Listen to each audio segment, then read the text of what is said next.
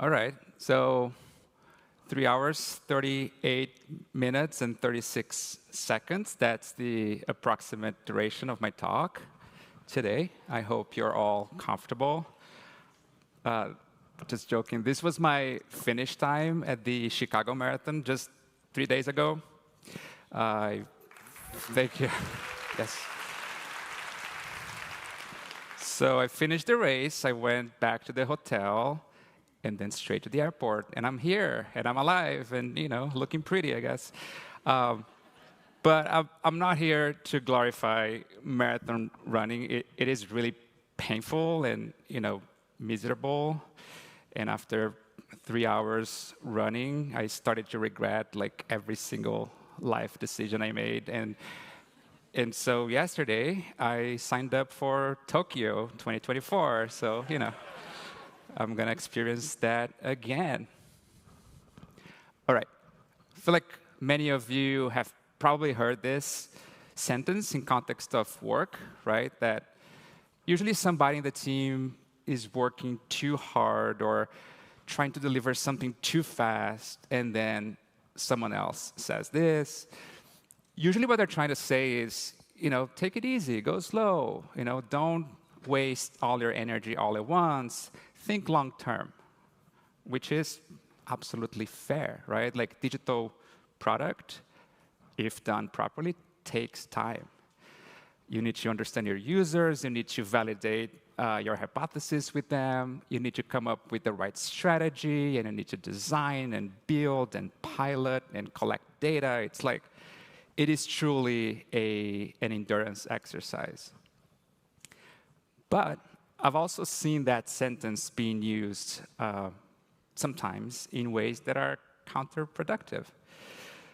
I've been working in design for a long time now, and in my role, I've partnered with a range of different client partners and client companies. And one thing I've seen a couple of times is design teams that stay in the problem space for too long. Sometimes they add so many steps to the process, and they collect such a massive volume of insights that ends up creating a little bit of a decision paralysis for the team. And sometimes they take so long to move from the problem space to the solution space that when the first solutions start to emerge, the problem itself has already changed. Okay, on the other hand, we all know pretty well the problem with taking the opposite approach, right? And the problem with moving fast and breaking things is that you eventually end up breaking things. And we don't want that either, right? And so I'm here to offer a more balanced approach to all this. This idea that digital product design is both a marathon and a sprint. There's moments where designers need to operate in marathon mode and long-term thinking. And then there's moments where you just need to move fast to get things out. And I think both are equally important. I'm going to nerd out about running for a second. So there's this principle about training for a marathon that states that you should run 80% of your weekly mileage at an easy pace. And that's really to build endurance, right? To get your body used to running for 3, 4, 5 hours straight. And then 20% of intensity training, like super high speed and short intervals. And that will help increase your lung capacity and also strengthen your leg muscles because of the quick turnover. And you need both. If you only train easy, you're going to feel sluggish and maybe unprepared, on race day. And if you only train hard, you're probably going to deplete all your energies, in the first hour of the race, and then you're going to hit that invisible wall at some point. And I think the same applies to design. And I'm going to show you some examples from my recent work and just share some of the things I learned, as I was trying to find that balance. All right. First thing no one really talks about, is that product requirements are supposed to help you, not hold you back. Many of you have probably seen, that designer who, crosses their arm and be like, well, I can't really get started with the designs until we get clear requirements of what we're building here, right? And then 3 weeks later, they received so many requirements from so many teams that's clearly going to make their designs like insanely complicated that they wish they hadn't received requirements in the first place. But now they're 3 weeks late on the timeline. And so I'm going to tell you about a project I worked on with one of my clients. This was March 2020. You all remember what happened. So Vistaprint, who is a global leader in products that you can customize and buy online, they reached out to us with a new product that they wanted to launch. It turned out they were able to shift production in some of their facilities to start producing fabric face masks. And you probably remember how hard it was, right, to find masks at that time. And so we wanted to make sure we were able to launch these as quickly as possible, really to help people, keep their family and friends and communities protected from COVID. We needed to move fast. Like, this was one of those cases where the world was requiring us to sprint. The thing is, what are the requirements? Like, how do you sell face masks? Like, it wasn't really a trivial ask at that time. Like, are there different sizes? Are there different colors you need to choose from? But look, we are designing an e-commerce website. We need to sell products, right? That we know. We're not going to sit here and wait until we get a fully fleshed out list of requirements. What if we take a stab at writing some requirements? We make some assumptions. Maybe we leave some requirements open. Is that really going to prevent us from getting started with the designs? I feel like that's one thing that designers sometimes forget to think about critically. Unless you're designing something that has never been designed in the history of humanity, do you really need to wait until you get started? Maybe having something that's 80%, 90% right might be enough for you to start putting ideas on paper. And those were probably the 15 most exciting days of my recent work life. This is a screenshot of me. I was in New York on a Zoom call with a few 3D artists in Brazil. They were modeling the mask for the website.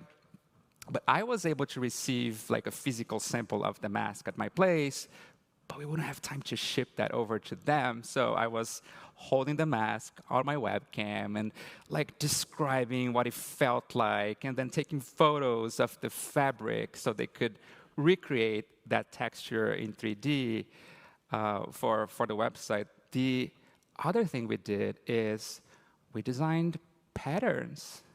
This was by my partner, Alex, and myself. Alex is also a product designer, by the way. We are not fashion designers, and we have no intentions in going that direction, but we were just doing what the work needed us to do. This is what the final website looked like. Really simple homepage, really simple product page. That's it. A quick fun fact, that headline you see on the left was written by Nick DiLallo, who was here yesterday talking about products with a point of view.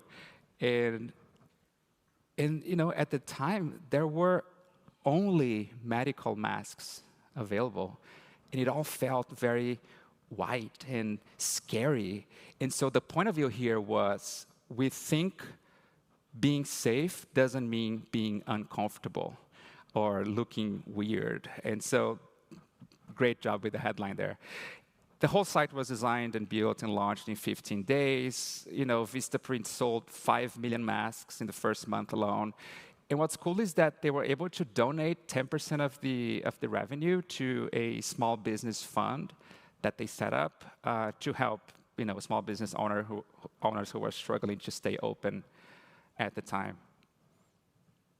And then after that initial launch, we went back to marathon mode and long-term thinking, and then we hired, real fashion designers and real artists to expand the collection of masks. We did collaborations with some of the artists and brands you see here.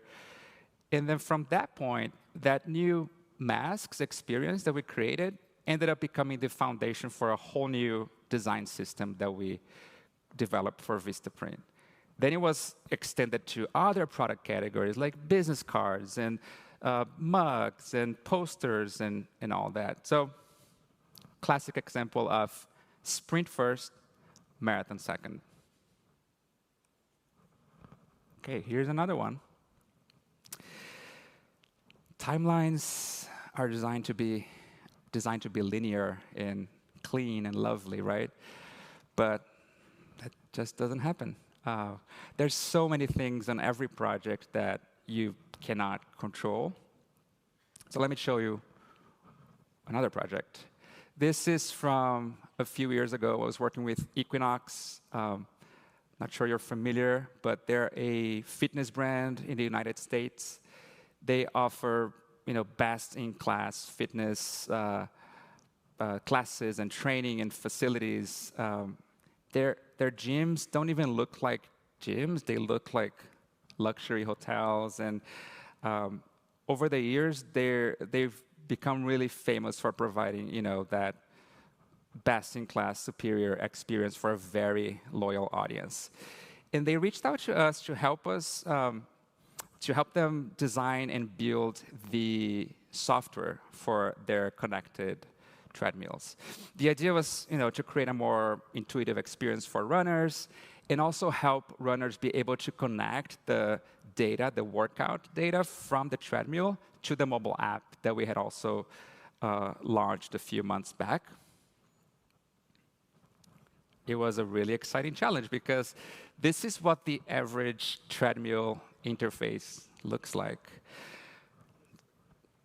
It's usually this very complicated dashboard with, numbers and widgets and controls that are all fighting for your attention all at the same time.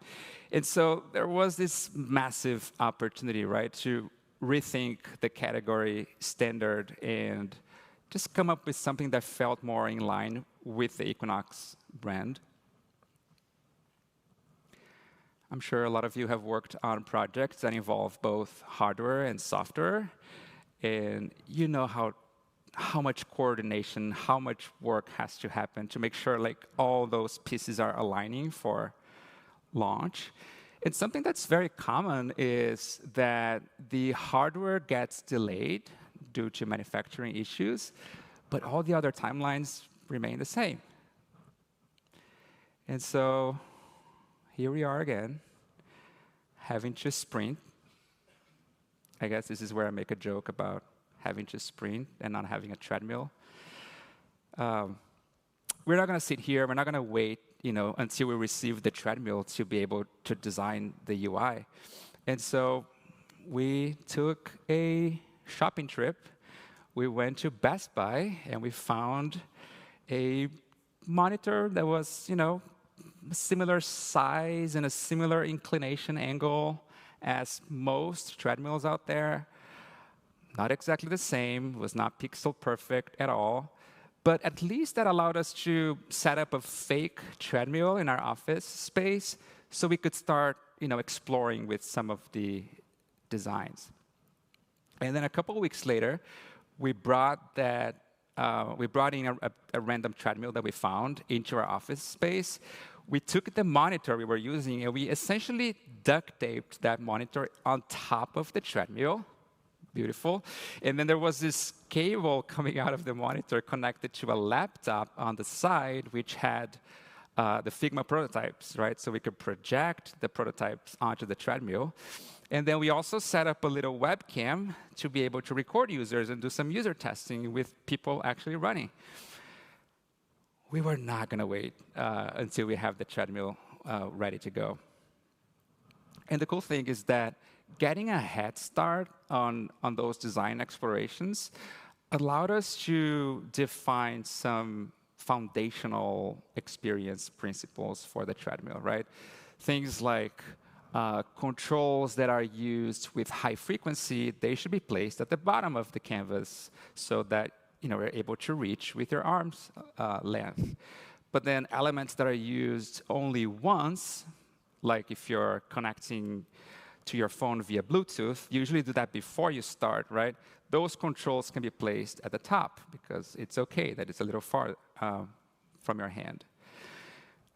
Another learning is this idea that hit areas and the spacing between elements, we need to be more forgiving when the user is running versus when the user is standing, right? Because when you're running, well, you usually don't have your glasses on, and your body is moving up and down, and it's really hard to try to hit a specific area of the screen. Or even things like this one. This one is a little gross, but you're running, and so you're also sweating, and you're touching the screen, and then there's like drips of sweat coming out of your finger onto the screen.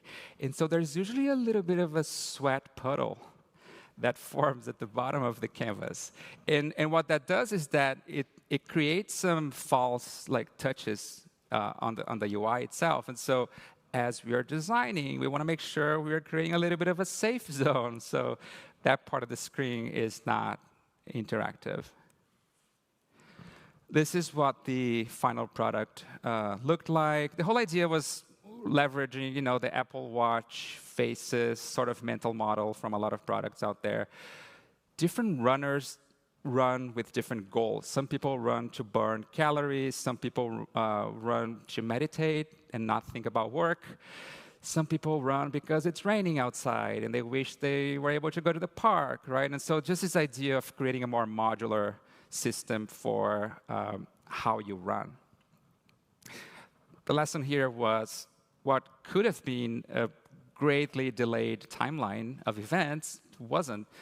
And I feel like that's largely about having the teams in place who are able to deal with ambiguity and uncertainty and imperfection, but still keep on moving. All right, next one. This is one of my favorites. How do we bring that same flexible mindset to UX research? How do we train our teams so they don't ask for permission before doing research?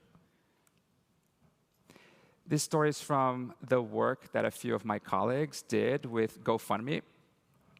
GoFundMe, over the years, they have become the place on the internet for online fundraising, essentially.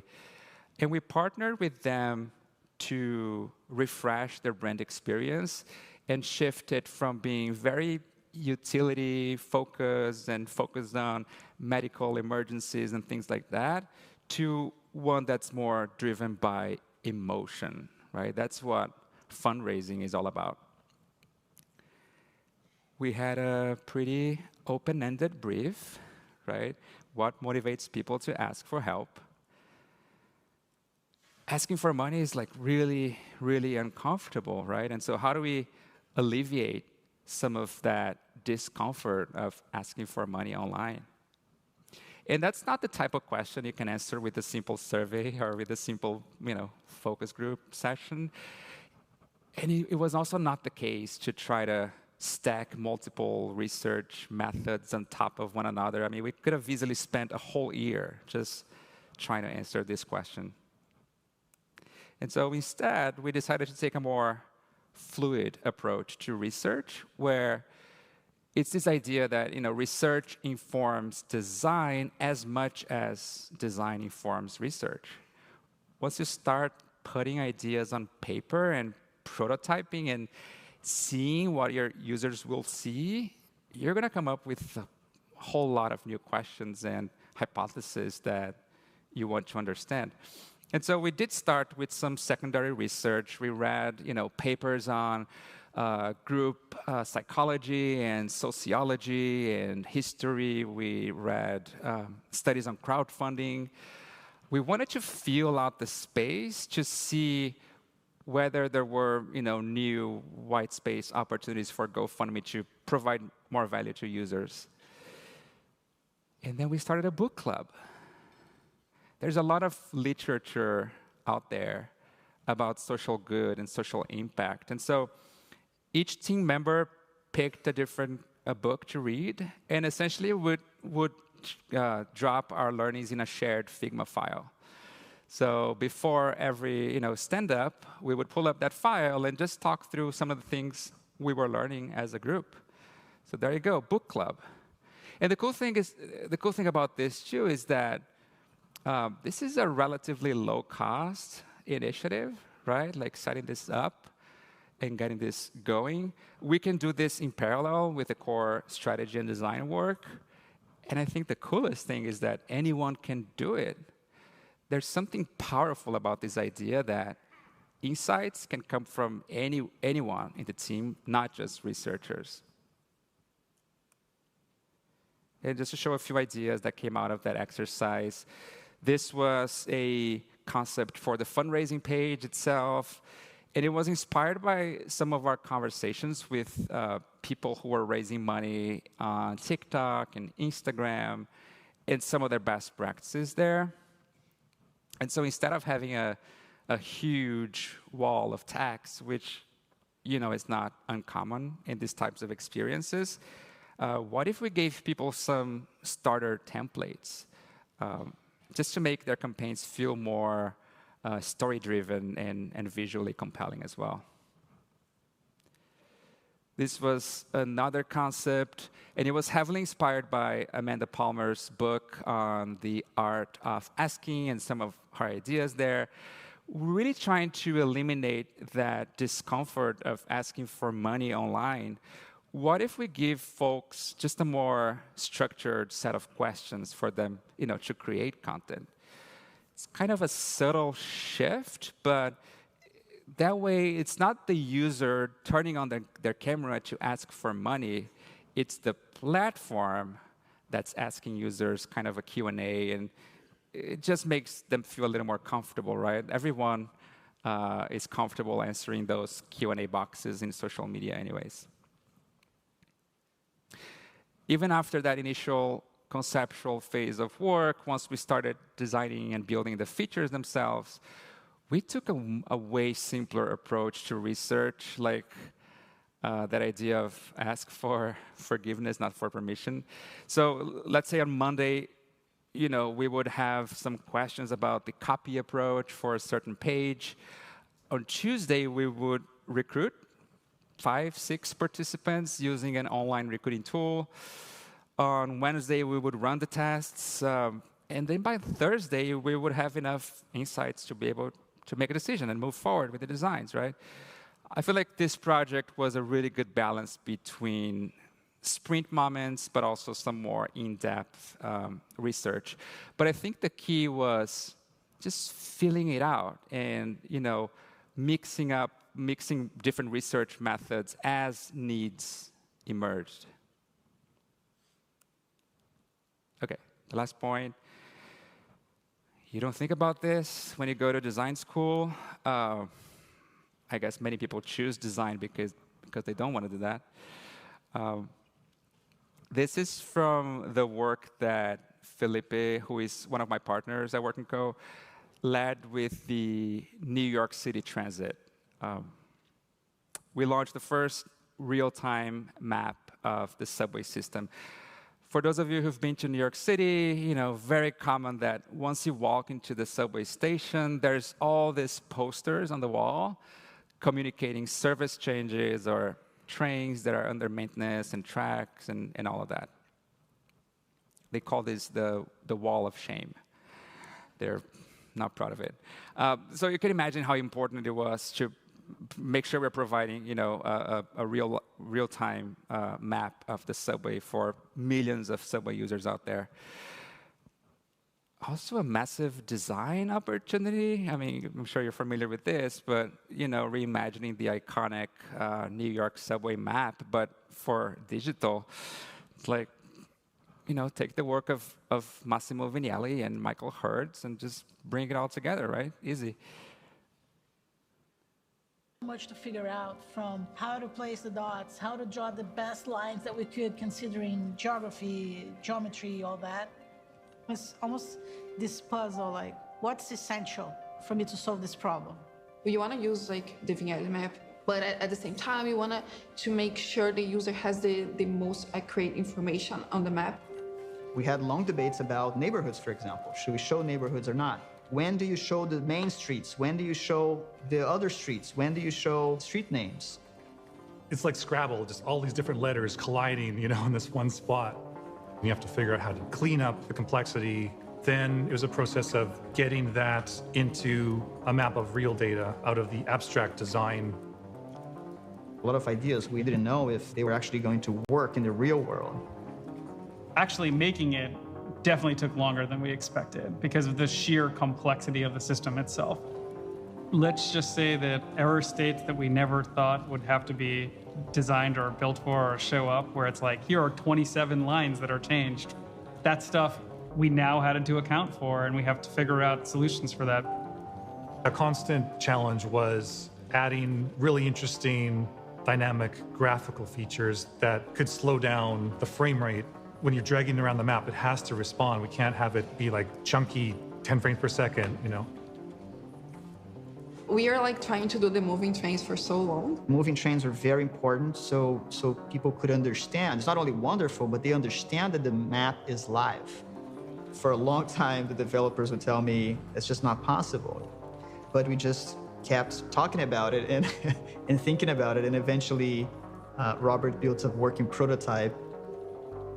So we had several sort of moments where we were like, oh my God, okay, thank God, it's gonna work.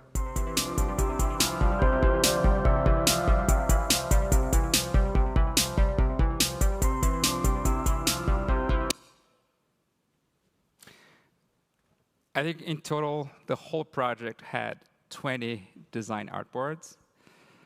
Because you're not designing the map itself, right? You're designing the system. You're not designing line by line. You're designing the system and then documenting it for developers.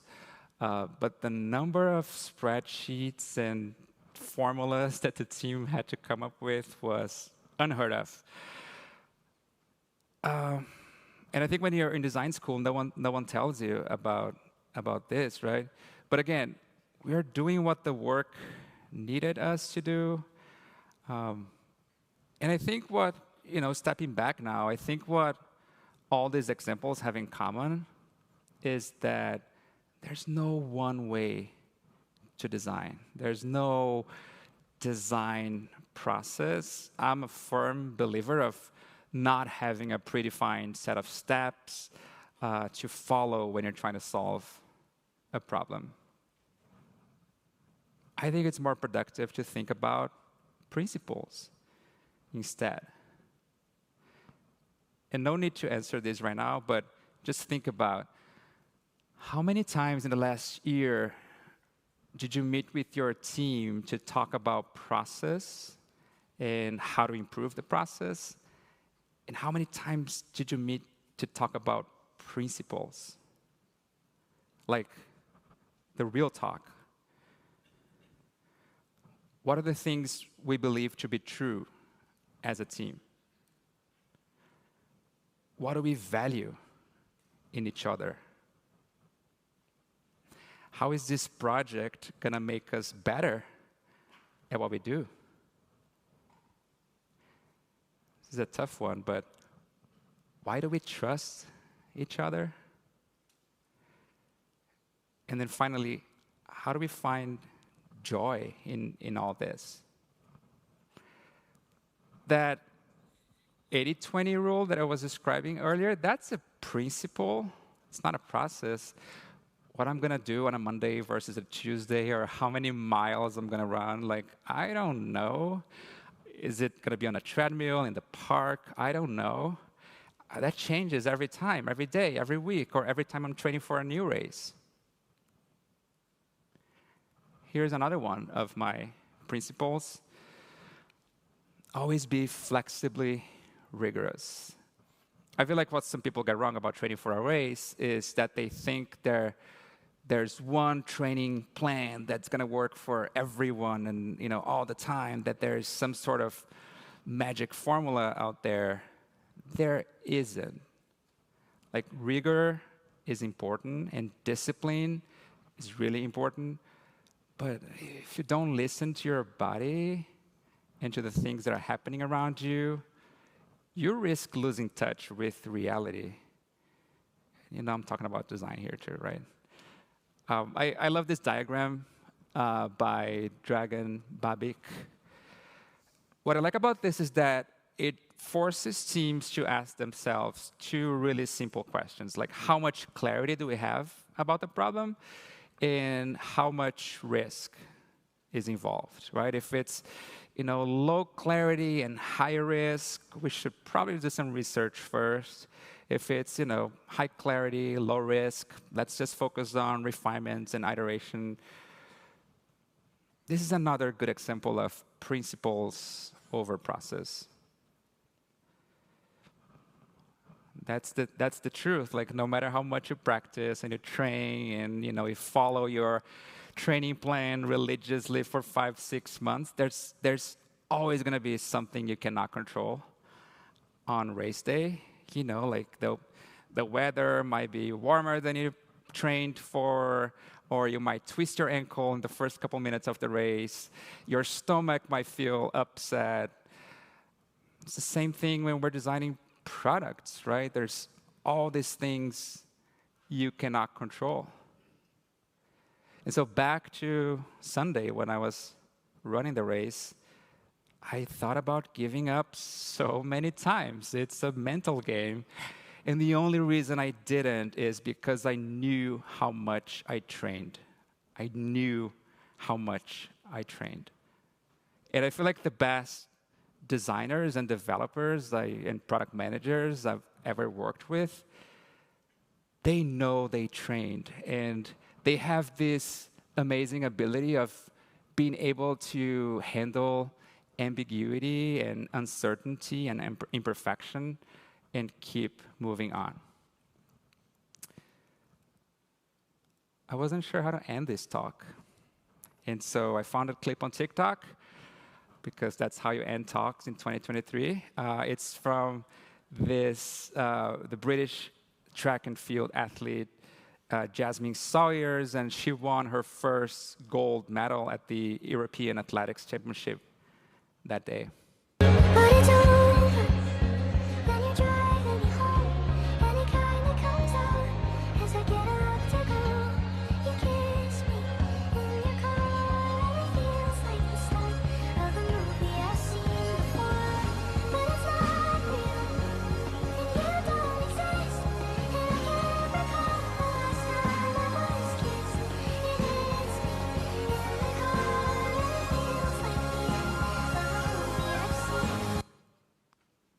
Thank you.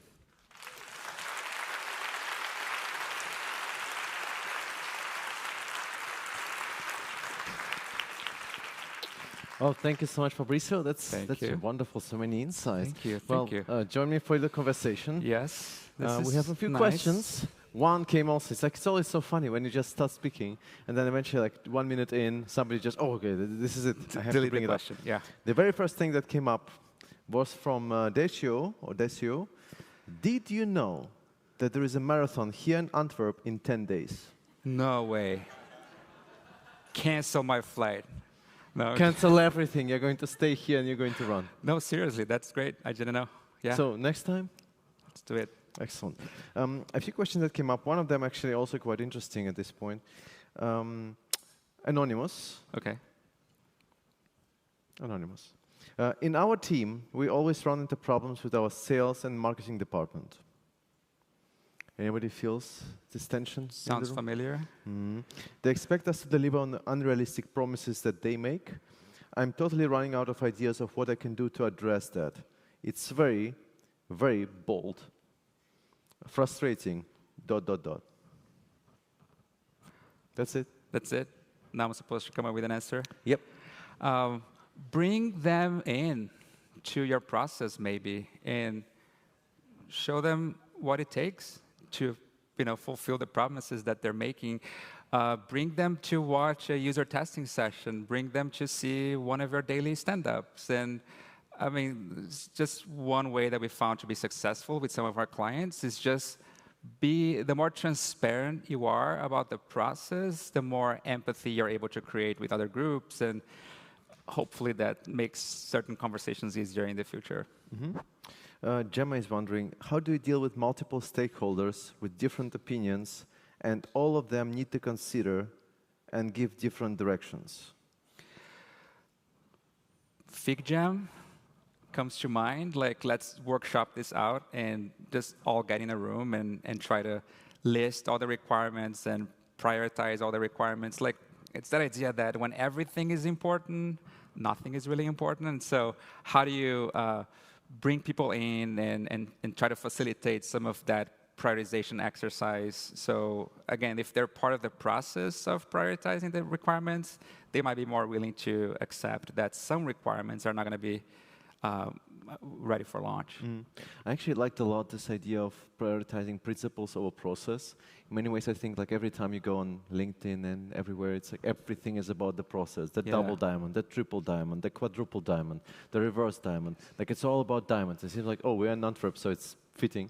But it's, we always focus so much on the process.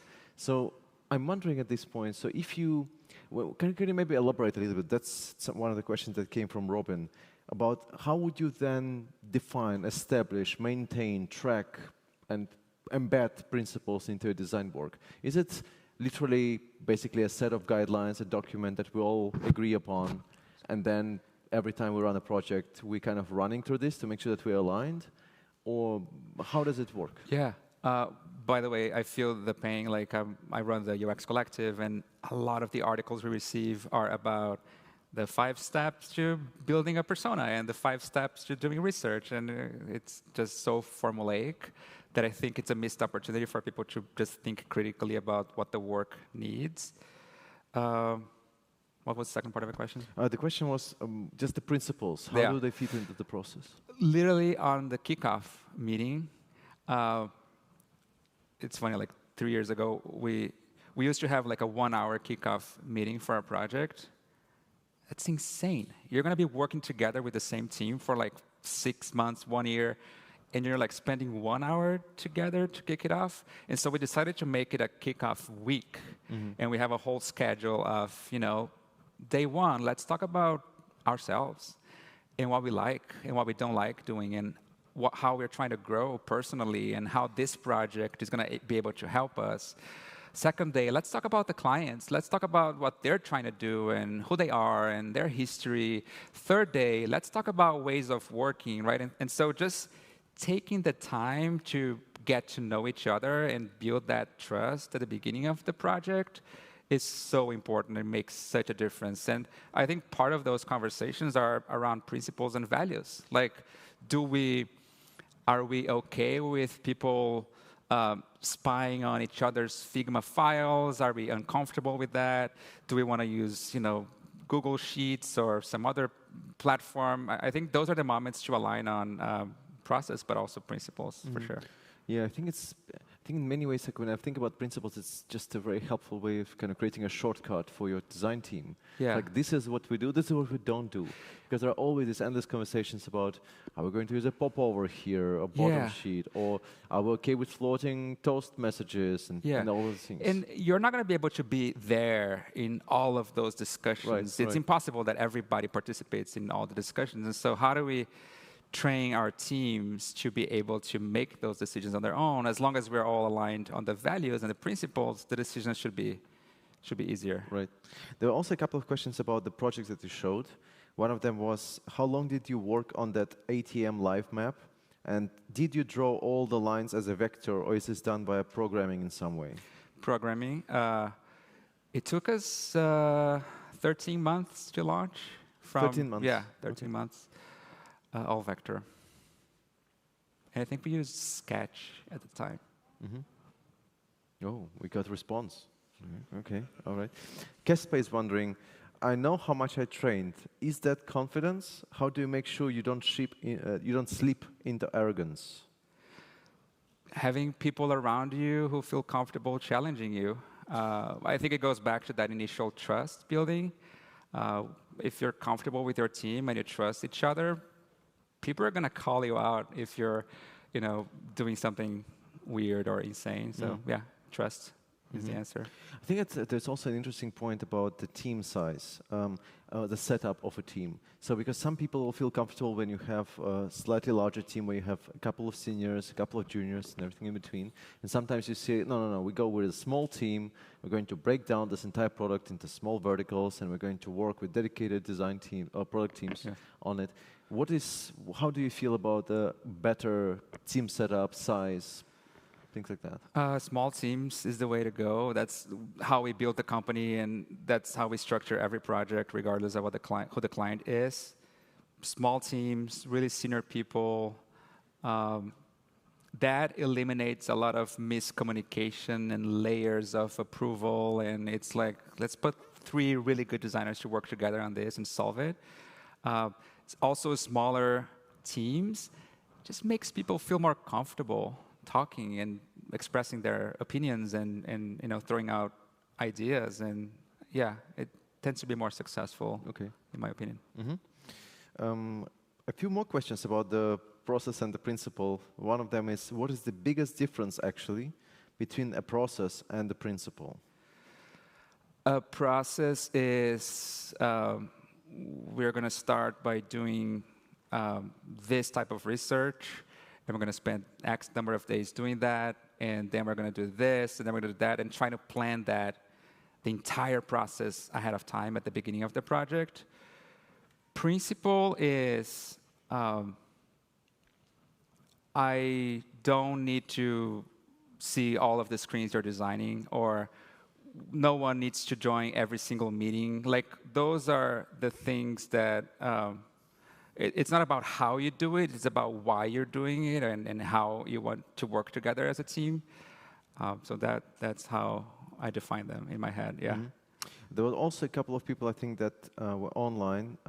The question was, how can we scale communication? Specifically, what if I'm working in a big organization with multi-global, multi-brand product, and designers have trouble communicating? How do we make it work, especially when we have so much legacy around? That's a challenge I personally haven't experienced. I've always worked on the agency side of things, and usually when we're working with super large organizations like the one described, they're bringing us in because it's so complicated to move things internally that they need that external partner to just move a little faster and make some decisions. But as we're working with those types of organizations, we do a lot of work shares, like weekly shares with the client's design team to make sure everyone is aligned. We collect feedback, and so we try to integrate with their team as much as possible, and we try to be as transparent as possible about the work we're doing too. So it's a different relationship where it's not really a client and vendor relationship. It's more like an integrated model, and we're all seeing each other's files, and we, over time, we feel comfortable leaving comments and collecting feedback from folks too. Right.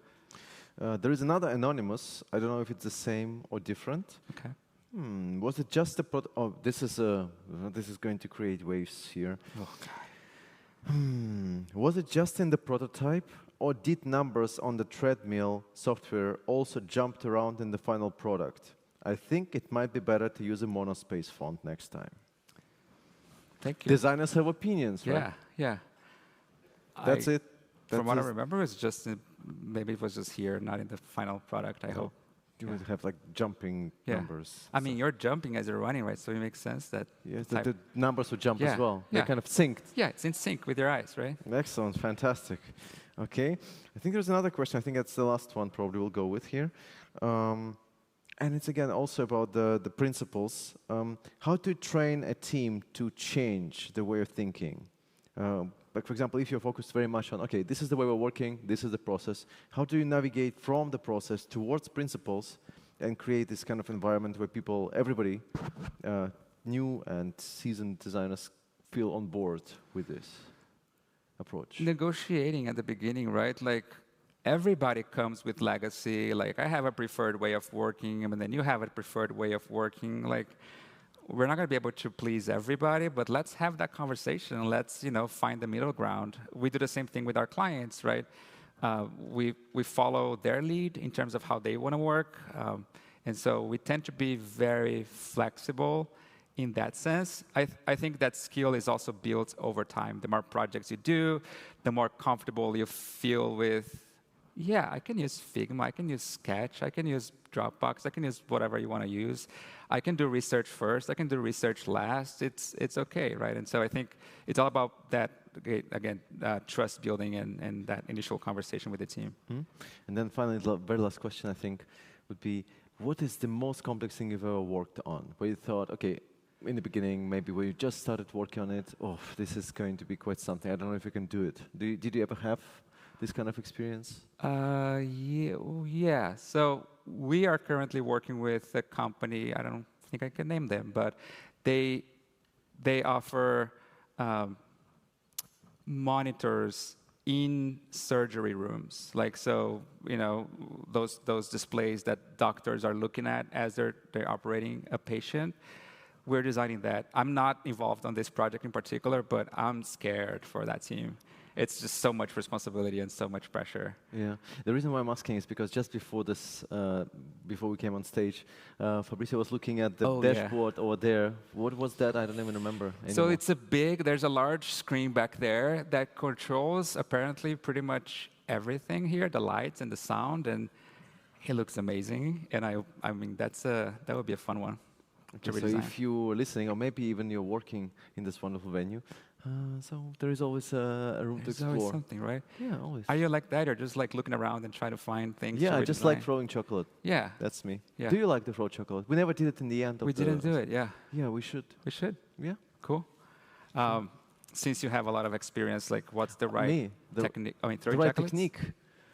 Should I go like just go all in from below? No. Or like Olympic Games, like, I mean, depending on how respectful you want to be. Oh no need to be respectful. Okay, but you also need to ask for consent first. Okay, is that okay if I throw? Okay, I'm gonna try both. Yeah, go in. Okay. Anybody else? We have a few more. All right, all the way on the third floor. No, floor. Balcony. Not enough. Okay, right. Did not make it. Anybody over there? Yes? All right. Oh. That was hard hit. Oh. Not bad. Okay, last one. And that was great. That was a good one. Well, that's okay. That's okay. Right. Just one more thing. We can throw. And here we go.